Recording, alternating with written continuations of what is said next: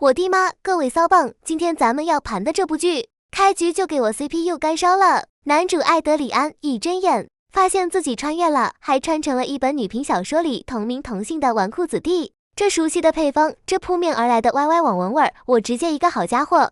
男主的设定也挺惨，斯科特公爵府分家的少爷爹死得早，天天被主家大宗那一脉当孙子训。更离谱的是，今天是他和主家继承人，也就是他堂哥达米安同一天结婚。堂哥娶的是吏部尚书家的嫡女克莱尔，而我们男主娶的是庶女莉迪亚。这不就是公司年会，老板儿子中特等奖，你中个阳光普照奖吗？编剧生怕别人看不出谁是主角，谁是经验宝宝。正当男主还在 emo 的时候，年度抓马大戏来了，下人连滚带爬的跑来报信，说他那位新娘子莉迪亚没进他的房，反倒进了堂哥达米安的房，而且两人已经深入交流了。我特么也惊呆了，但更惊呆的是男主的反应，他第一念头居然是卧槽，还有这种好事，掏出瓜子就准备前排吃瓜，还美滋滋的感慨女频小说就是刺激。我真的哭死，这心也太大了，绿帽都快把天花板顶穿了，他居然还在关心剧情走向。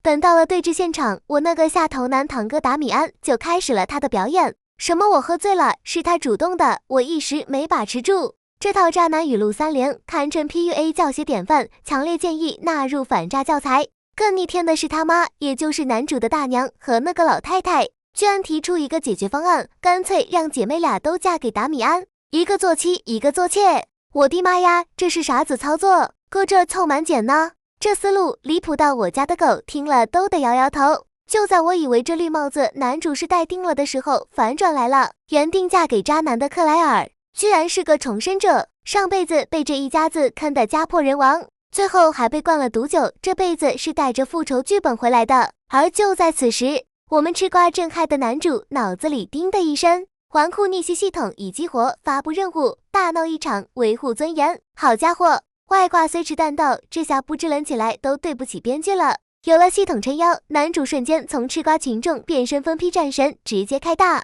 你不是要我忍吗？我偏不，上去就是一个大嘴巴子抽在渣男堂哥脸上，紧接着又给了那绿茶新娘一耳光，主打一个雨露均沾，疯狂补刀。他那个护犊子的大娘想上来拉偏架，男主反手也给了他一逼兜，这操作简直是致命空大后的泉水五杀，太害人了。他直接开启无赖模式，扬言要把这丑事捅出去，让整个公爵府都变成笑话。老太太一看这孙子今天出门没吃药，是真敢掀桌子，当场就绷不住了。趁着这混乱，众生女克莱尔抓住机会，当众提出要交换新郎，她要嫁给艾德里安。老太太为了赶紧息事宁人，居然就同意了。我的妈，这婚事就跟小孩过家家一样，说换就换。男主不仅没吃亏，还白捡一个重生嫡女当老婆，这波叫反向 NTR， 赢麻了属于是。任务完成，系统奖励了烈酒蒸馏技术。新婚之夜，重生老婆说自己来大姨妈不方便，男主也毫不在意，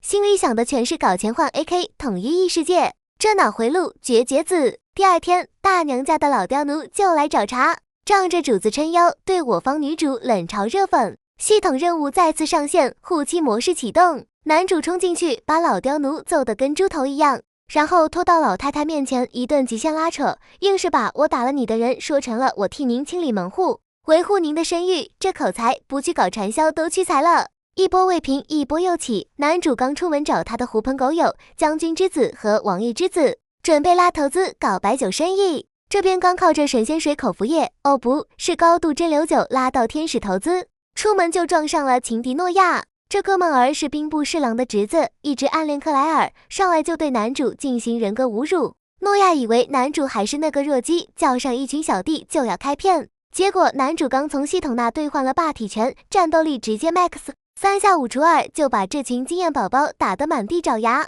他那俩刚赶来救驾的兄弟都看傻了，说好一起当废柴，你啷个偷偷开了挂？本以为今天 KPI 已经超额完成了，结果男主一回家，又发现自己老婆的贴身丫鬟被那个下头男堂哥给打了。好家伙，这是逮着我一个人使劲薅是吧？忍无可忍，无需再忍。男主怒气值瞬间拉满，二话不说，直接杀向了对方的泉水。